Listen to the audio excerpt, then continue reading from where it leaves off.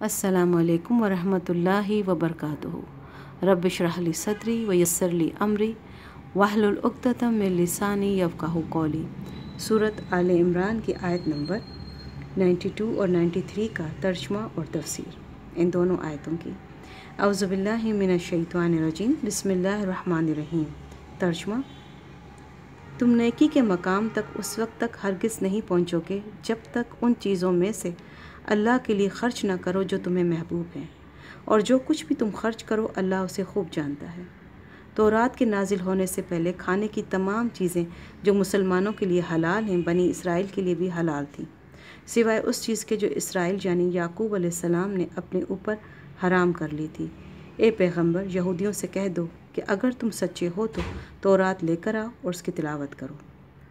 तफसीर: पीछे सूरह बकरा में ये हुक्म गुज़रा है कि सिर्फ़ ख़राब और रद्दी किस्म की चीज़ें सदक़े में ना दिया करो, बल्कि अच्छी चीज़ों में से अल्लाह की राह में ख़र्च किया करो। अब इस आयत में मज़ीद आगे बढ़कर ये कहा जा रहा है कि सिर्फ़ यही नहीं कि अच्छी चीज़ें अल्लाह की खुशनुदी के लिए दो, बल्कि जिन चीज़ों से तुम्हें ज़्यादा मोहब्बत है उनको उस राह में निकालो ताकि सही माना में अल्लाह के लिए कुर्बानी का मुज़ाहरा हो सके।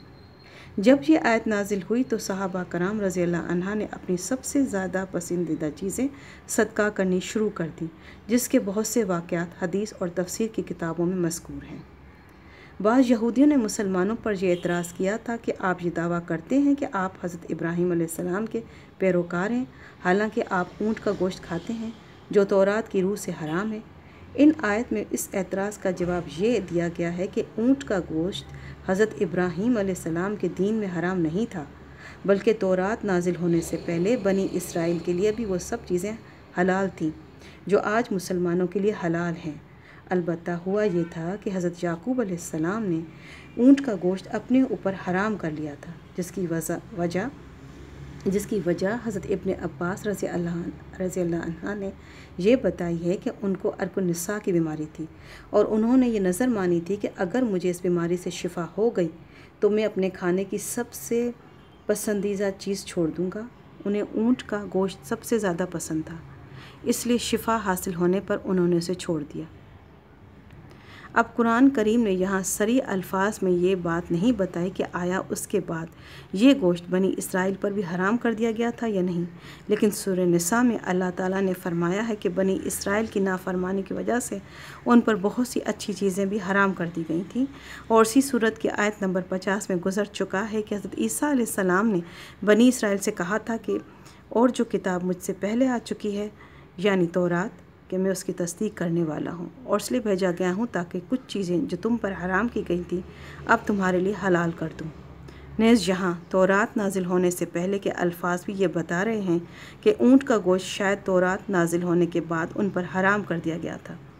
अब जो चैलेंज उनको दिया गया है कि अगर तुम सच्चे हो तो तौरात लेकर आओ और उसकी तिलावत करो, उसका मतलब ये है कि तौरात में ये कहीं मज़कूर नहीं है कि ऊँट का गोश्त हज़रत इब्राहीम अलैहिस्सलाम के वक्त से हराम चला आता है।